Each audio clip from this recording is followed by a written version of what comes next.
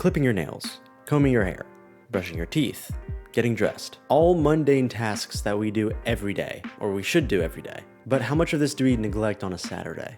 If you feel like you're stuck just merely surviving, and you'd like to get out of the rut and start actually thriving, the best place to start is with your health. It's very difficult to be productive if you're in poor health. Before you can start optimizing your tasks or worrying about any of that, you've got to get your baseline overall energy levels raised.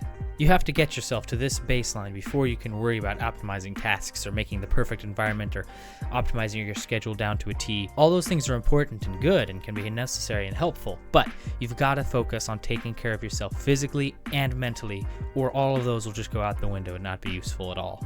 Combine this with investing time and money in your overall quality of life, and you'll be amazed at just how much more you're able to accomplish without any optimizations or anything, just from investing in yourself and improving your health.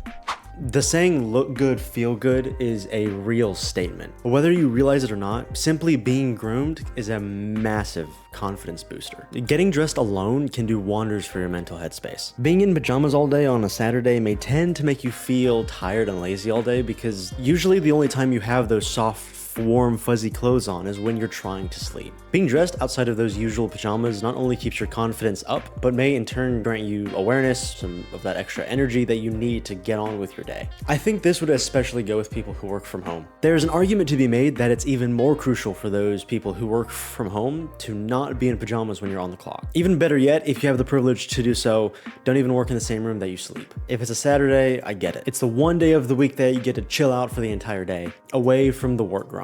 But don't let your aura take a hit just because. Come on, take care of yourselves even on the weekends.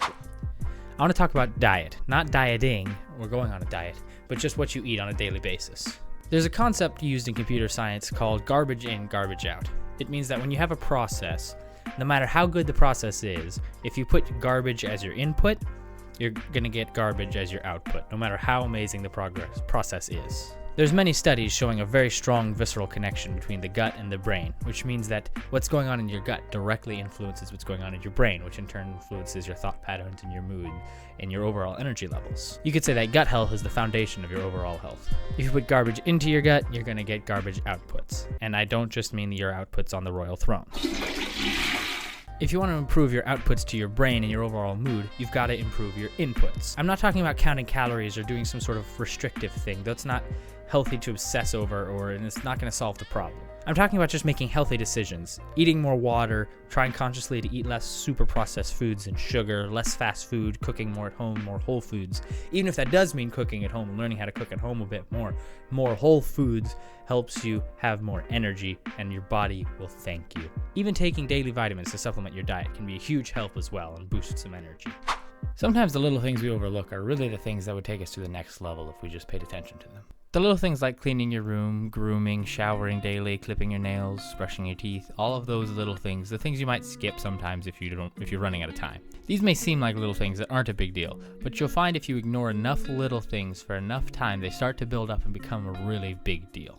Okay, look, how about the mundane events of, shopping, going out, going to the gym? If it's appropriate, make that small effort to put on your favorite watch, your favorite ring, your favorite piece of jewelry. Yes, even when you're shopping. These little things, even doing the very little, most minute things to tidy myself up, make a monumental difference. Take it from me, who used to be that awkward kid over there. And by the way, I mentioned the gym. There are neurological benefits to working out, and it can certainly help with things like depression or whatever mental angst that you have. Also, just getting stronger is awesome. You'll look better, you'll feel better. I mean, watch this guy, I love this guy, Dr. Mike, he's just incredible. Watch him to actually understand the science behind lifting, why you should do it, and how awesome it is. Remember, it's the little things that count. Tiny. Every tiny thing that you do for yourself adds up to a monumental result. In the context of this video, it's confidence. It's what you do for yourself to make yourself feel good, or rather not feel bad in whatever environment that you're in. So every tiny thing that you do to help yourself go throughout the day will turn you into a different person. This book, Atomic Habits, goes right alongside with everything I'm pretty much saying. I highly recommend this book if you haven't read it yet. you should go check it out. All of this goes in line with good mental health as well. I know for me personally, my physical space heavily determines what my mental space is like. It's why, again, everyone says that it's ideal. It's not usually practical for everyone, but it's ideal to have a workspace that's separate from your sleep space. An office and a bedroom ideally should not be the same room. The capstone of both physical and mental health, good sleep. My goodness, that cannot be overstated. Good sleep helps with all of the above. It's a crucial pillar for our overall well-being. Taking care of yourself mentally is just as important as physically. We can take measures to improve our mental health in the same way we can take measures to improve our physical health. I know everybody's heard about meditation. Don't click it off, hear me out, just wait. I know it seems weird, but just listen. Give me a minute, okay? First off, it's not just sitting on the floor cross-legged with your arms out in a certain position and your legs crossed going, that's not meditation. That's an exaggeration, mostly like on movies and TV. It's not actually what meditation's about. Meditation is about sitting in the quiet and allowing your mind to calm and allowing your thoughts to be heard and dealt with. Sometimes that's difficult, but it can be done. There's guided meditations that you can listen to that ground you in reality and kind of guide you through your thoughts and guide you through different things you might be working through. If you're religious, you'll find that prayer often has the same effect. If you spend longer periods of time praying, you'll find that it has a similar calming effect. A lot of times it doesn't necessarily have a calming effect in that moment, and you might not notice it right away, but overall, your overall wellness will improve if you take some time to meditate and slow down and just take a minute to sit, relax, and allow your mind to think without judging it. Caring for your mind is what this is about. Caring for your mental well-being. There's apps like Headspace that have guided meditations that can guide you through different things. If you're not interested in prayer or you're not religious at all, that's okay. There's still ways you can get the psychological benefits to calm you and to improve your mental health. Meditation is interesting because it might not just fix a certain problem. You're not meditating to fix anxiety or meditating to fix depression, because you're not going to notice it do that. But over time, you'll notice it improves your mood and it improves your overall well-being just simply by doing it. You might not even notice a corollary effect right in the moment, but it will overall. Also, just have some grace to yourself. Try to just be nice to yourself. Like, really, you're okay. It's okay. I know a lot of times we're all our own worst critics, but sometimes we gotta cut ourselves some slack. Productivity isn't about being perfect or doing 100% of everything 100% of the time. Being perfectly optimized, and if it's not perfectly optimized, it's not productive. That's not what it's about. Just getting done what you want to get done. But it's not going to be perfect, and that's okay. We're not robots. If we keep following the carrot on the stick that is perfection, we're just going to get burnt out and then get even less done. Really what you need to do is be okay with not being perfect, and be okay with maybe getting not as much done as you thought you could get done. Believe it or not, if you allow yourself to be imperfect, you might actually get more done. Because when you're focusing on being perfect, you're obsessing over every last minutia, every little detail, every little optimization. You might spend way too much energy optimizing and not enough energy actually doing the work. You'll just be worried on the quality and the process way too much to where you're not actually going to get near as much work done. You'll be more productive if you focus on getting less done and focus on it being imperfect. Don't get me wrong, still try, still do your best, of course. But it's okay if it's imperfect. You don't have to be perfect. Nobody says you have to be perfect. You have to allow yourself to take a break in order to be productive. If you don't take a break, you're going to get burnt out and then again, not get as much done because you're burnt out. Your mind and your body both need breaks. Sometimes the most productive thing you can do is to stop working. Get up, go take a walk, take a breath, do something, do a little workout, whatever it is that can help you just take a breath, take a beat away from work. And then you can come back to your work, whatever it is you're doing, and you'll find you'll be more energized, be able to get a lot more done. You'll probably get 2 or 3 times as much done as if you had not taken the break and just worked through the whole time in the same amount of time. Breaks are important, and it's okay to take a break. Imperfections are what make us human, so just embrace them. Be nice to yourself.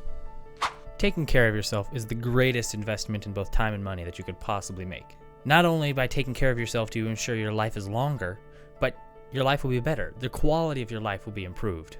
Quality of life improvements and investments are always worth their weight in gold.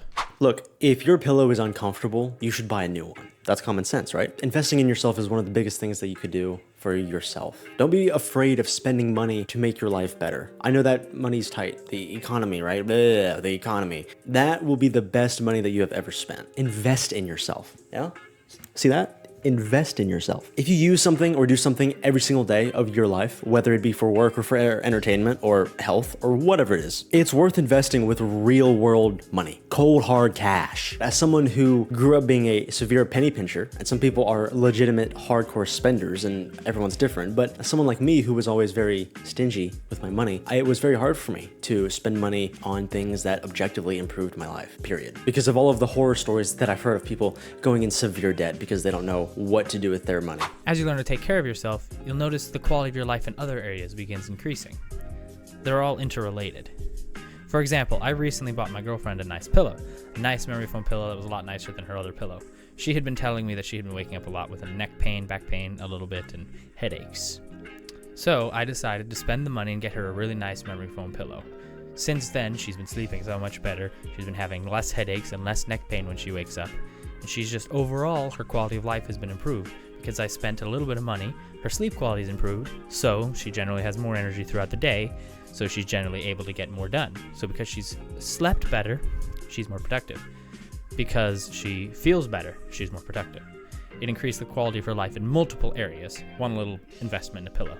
Because a pillow is something you use every night. And if it's something you use every night or every day or repeatedly, it's worth spending a little bit of money on and investing in, because the little things that make up every day of your life, that'll determine the quality of your life. If the little things are low quality that you use every day, if the repeated things are low quality, your life's going to be low quality. Invest in yourself.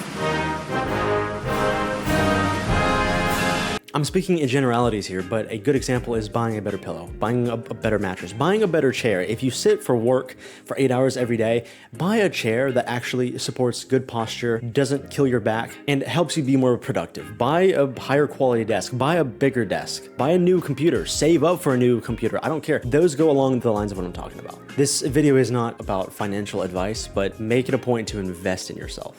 Now, I'm not saying, make stupid financial decisions and go out and buy a new car or name brand clothes. It's not about looking like you've got your life together or anything, or looking like the quality of your life is high, but it's the quality of how your life feels to you and how much energy you have.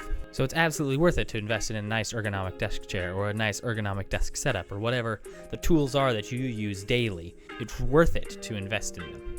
It's worth it to make those things nice. If you're a chef, if you cook daily, then it'll be totally worth it to invest in nice kitchen utensils and nice kitchen supplies, a nice mixer or something, because you use it every day. If you have a bad one that breaks all the time or doesn't do what you want it to do, you're just going to be annoyed every day and your mood's going to be terrible because of that. Invest in the things that'll make your life better. Don't worry about the frivolous things like the new car or the status symbols or the trinkets that are going to just collect dust on your shelf. Invest in the things that improve the quality of your life, the things that you use every day. That determines the quality of your life. Ultimately, more so than just stuff, like we said, we're talking about taking care of yourself. So the exercises, the watching your diet, the meditation, all the things, being nice to yourself. It's just investing in you. Your life is worth investing in. That's what it's all about. It's investing in you.